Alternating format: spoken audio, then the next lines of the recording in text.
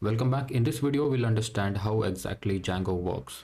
Well, Django follows MVT software design pattern. MVT means model, view, and template. But what is design pattern? The design pattern is nothing but the way of defining the rules of developing software applications. So these design patterns have some set of rules that we need to follow while developing any software applications. The Django actually follows MVT design pattern. So let me show you how this actually work. Okay, MVT, model, view, and template. This model is responsible for each and every database operations.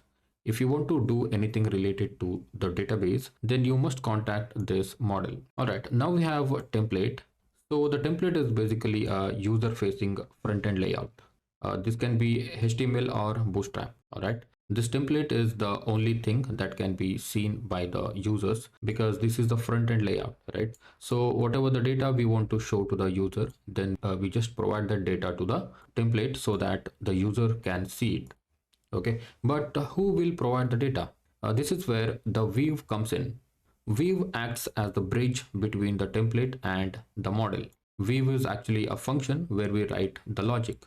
All right, one thing to remember is that view cannot directly access to the database. For that, what we need the models, right? Model can only talk to database. Okay, view cannot access the database. Okay, so view is basically a bridge which tells the model that I need something from the database. Please give me. Okay, now the model will go to the database, bring that data and give that back to the view. We will then pass that data to the template where the user can see it. Okay, so let's take a simple example. The very first thing is that the user comes to the browser and access our Django website. Okay, so he accesses our website because he wants to see something or he wants to know something, right? In this example, let's assume that this particular user wants to see his first name and last name. Okay, of course these user data are stored in the database. All right, so now what he'll do is he will access our Django application using something called URLs. All right, in Django we define all the URL patterns that are needed in our application inside a separate file called urls.py using the inbuilt function called path. Okay, so as you can see here, this is how the pattern looks like. Path profile comma views dot profiles. What we're doing here is that inside the path function we are passing the endpoint and we're also passing the function name. Okay, so this views dot profile means inside the views module we have the profile function. Okay, so this is the function and this is the file name or the module. Okay, so this is how the path looks like.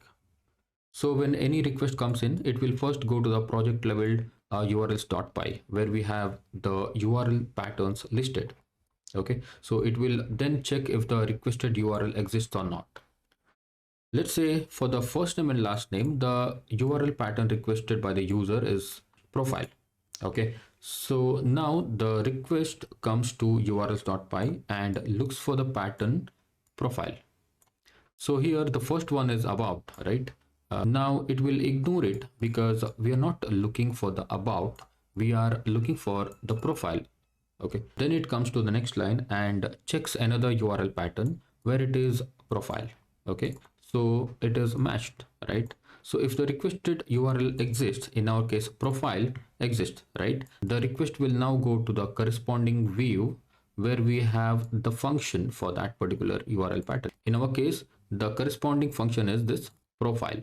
Okay, so if this is the URL pattern the user is looking for, then the corresponding function will be views dot profile. Okay, so the profile will be the function name. So this function will trigger. All right, this function contains the logic for what to do with the request. So in this case, our logic says go and get the first name and last name from the database. Then it will go to the model. Of course, view itself cannot contact to the database directly, right?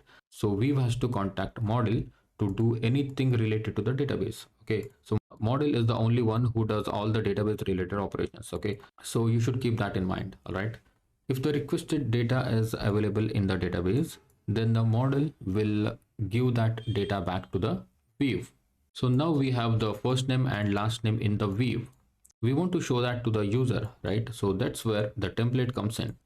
From the view, we pass the data to the template, which is the front end layout that the user can see, right? So from the template, he will see the first name and last name that he requested.